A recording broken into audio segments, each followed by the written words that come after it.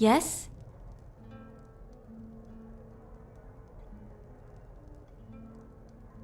Go ahead. It is. It's called the Meat Mandate, and it's part of the Green Pact. It dictates that a fallen enemy must be eaten within 3 days of a battle. I'll be right here. What? Go ahead. It's the agreement my people made with Ifrei. In return for her protection and blessing, we swore to never eat or harm any plant life or vegetation.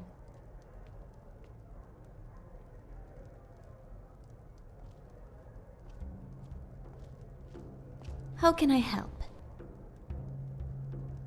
Go on, I'll follow. Yes? I ain't done nothing.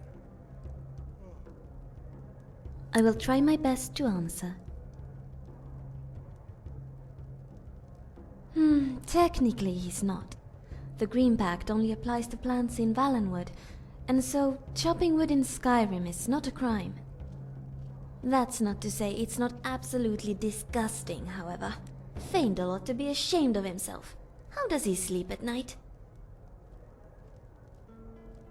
I'll be right here.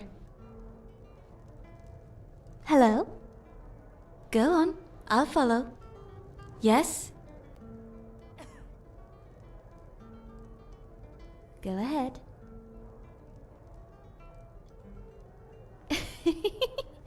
With the amount of murdering you and I do on a daily basis, it gets difficult to honor that particular part of the mandate. But I make an effort to devour at least a part of every foe I slay, even if it's just the heart or the liver. I can only pray that pleases Ifrei. And the braggart did swagger and brandish his blade as he told of bold battles in gold he had made. But then I will try my best to answer. when he met the shield maiden.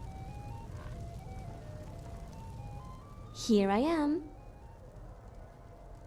Ask away. We don't. Our homes aren't as much built as they've grown. The spinners sing to the trees, who coil their bark and leaves into cozy little pods. This is Ifrei's gift to us. Go ahead.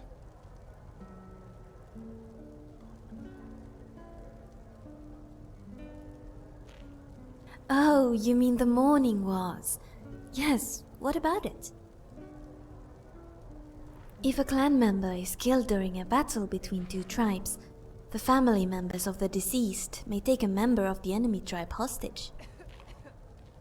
The hostage is then tortured for a time, and if they survive, they are accepted into the family with open arms, replacing the one who was killed. Why? They become a beloved family member. They receive all the possessions and titles the deceased one had, and the family regains the beloved one. Well, I suppose you have a point. I don't know, it's just something we've always done. I can't imagine any different way to replace a family member.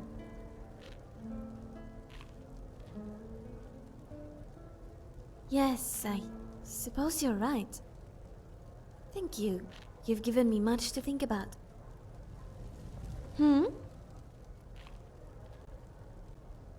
Ask away.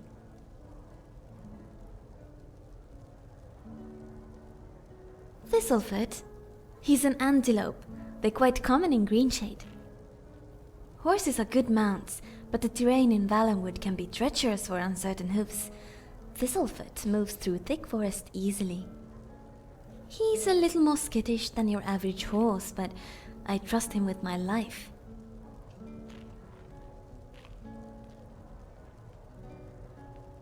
Ask away. Right. So in your opinion, I should just abandon everything I believe in on a technicality? Oh, Oh, sure. Let me just gorge myself on plant matter, just because I'm technically allowed to. Never mind the fact that it would probably make me sick.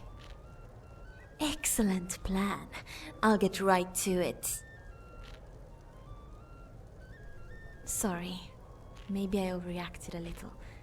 It's just that the idea of eating plants disgusts me, and I really don't want to think about it.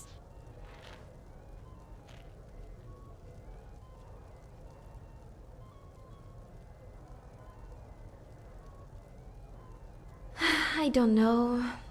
I suppose I'm feeling a little homesick. Don't get me wrong, Skyrim is really beautiful in its own way, but it's not Valenwood. I can't go home. I'd rather not get into that right now. Maybe I'll explain some other time. Thank you for asking, but I don't know. I just really miss the lushness of the forest, the secret rivers and the sun through the leaves.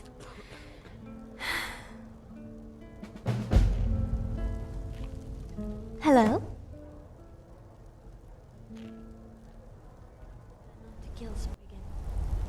Here I am. This place, it reminds me of my home within one of the great grottos. The light would slip through the cracks between the branches. Like here. We used to lie on a bed of moss and watch the starlight. My young sister and I. I'm not ready to do that yet. Here I am. It had been a dry summer. Most prey had moved north, and my sister and I had been hunting a royal stag for a few days to feed our family. We spent the night in a tree just like this, coiled safely in her branches. So we thought. Let's talk about something else. Okay. You're so noisy in that armor. I realize it protects you and all, but could you try not to attract every bandit in Skyrim?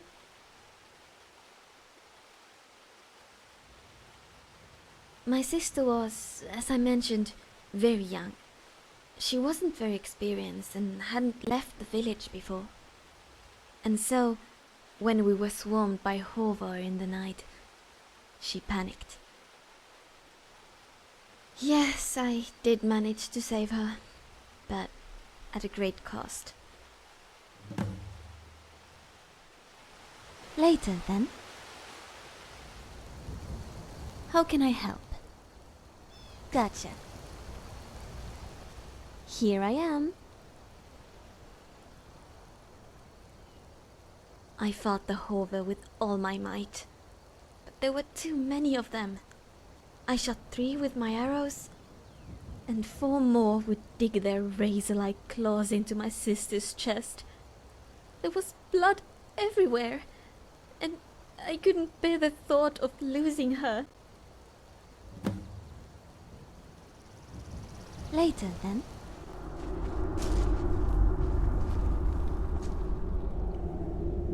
How can I help?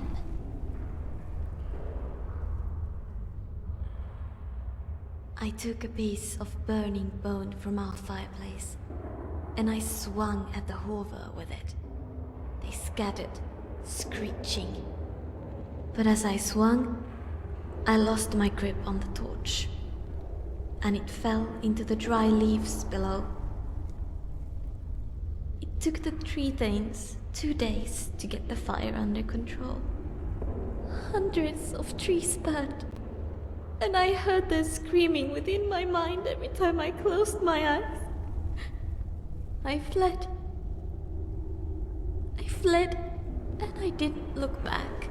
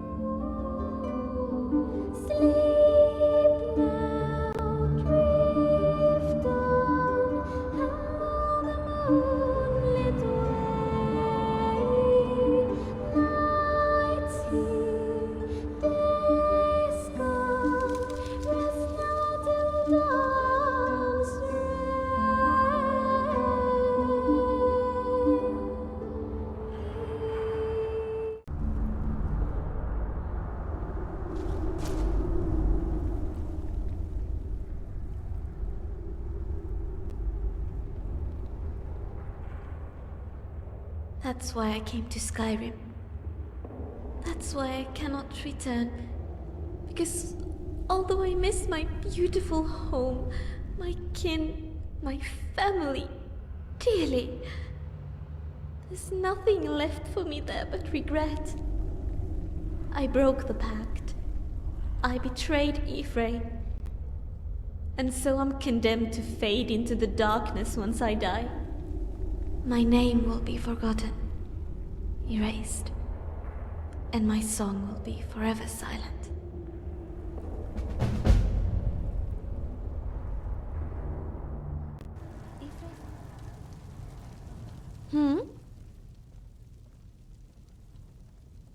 Certainly.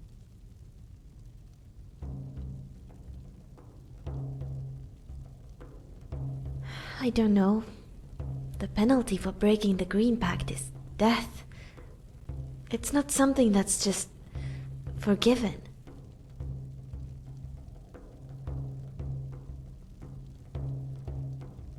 Better, thank you.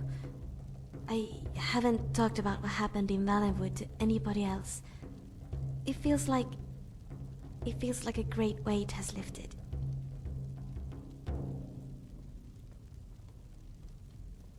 Thank you. This is a local Thank you favorite for understanding. first songs I ever But heard. my people Ragnar wouldn't the see it Red. the same way, I think. Oh, there once was a In their hero mind, named my Ragnar sister's the Red, death who would riding probably to have been a Whiterun fair from sacrifice in Ulric's return for the stead. safety of the forest.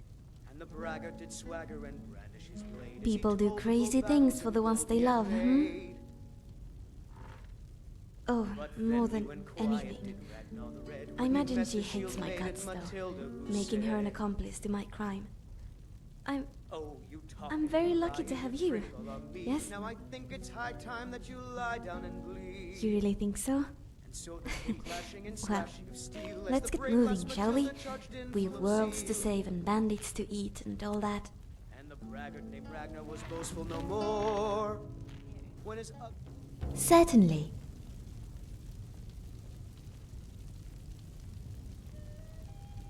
My father was a hunter, and my mother dabbled in priesthood. Both of them spent most of their time alone, so it was mostly me and my sister. What about you? What was your family like?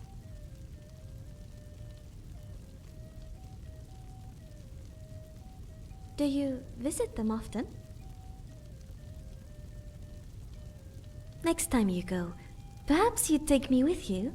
I'd love to meet the people who raised someone as wonderful as you. Yes, Mom.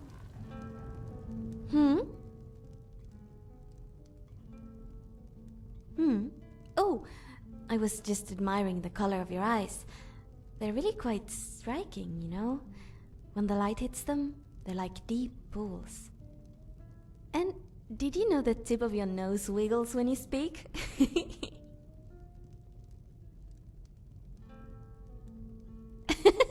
They do not. Some. Mostly when you think nobody's looking. I enjoy the small nuances in your expressions. The way you speak volumes, even when you say nothing. Maybe. But don't let it get to your head. That proud expression is making you look constipated. Yes? This is an ode to Skyrim's staunch protectors, the Imperial. Oh, Auri. I'm sorry. I was just thinking. Gone for the age of aggression. Do you know about a place called Evergreen Grove? I camped there once, after I just arrived in Skyrim. Stormcloaks and restore It's a place of very simple beauty compared to all the gorgeous places you've taken me to. But I'd like to see it again. Do you think you could take me there, if we're ever in the area? killer of kings. On the day of your Thank death, you. we will drink and we'll sing. Could you try not to attract every bandit in Skyrim? I'm glad to see you. Yes! Oh, look at that waterfall. It's quite something, isn't it? Listen, while we're here, I actually wanted to talk to you about something sort of important. Maybe we could just stay here a while and just talk? Do you recall our conversation about my sister and the forest fire? I've been thinking about what you said, that you would have done the same thing had you been in the same situation. You've been so kind to me. You took me to all these beautiful places just because I mentioned feeling homesick. Although you very clearly had better things to do. You listened to my story, and even when you knew the truth about me, you didn't judge. You stayed with me. And truth is, my friend, what I did for my sister, I'd do it all again. Not just for her, but for you. You've come to mean very much to me. Very much.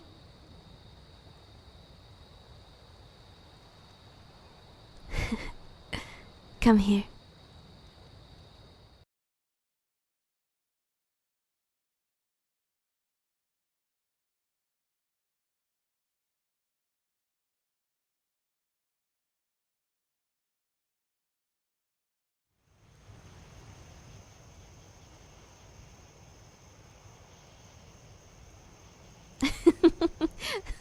So what now, you ask?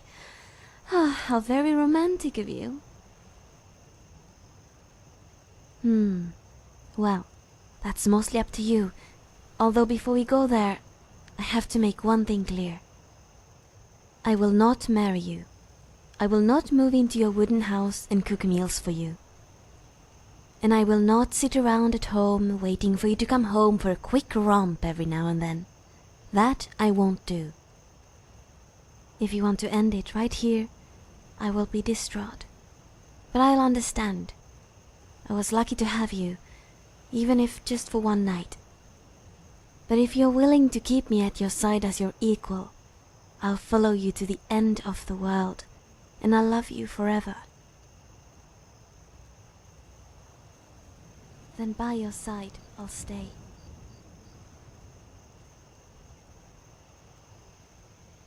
This is not the time. Ask me again when we're somewhere safe. Is everything all right? No?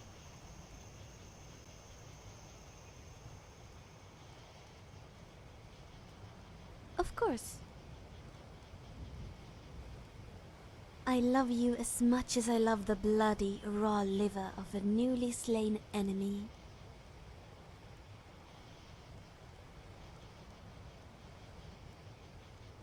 Of course.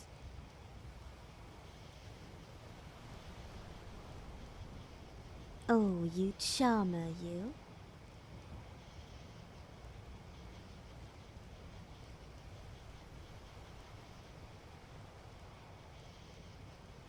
Of course.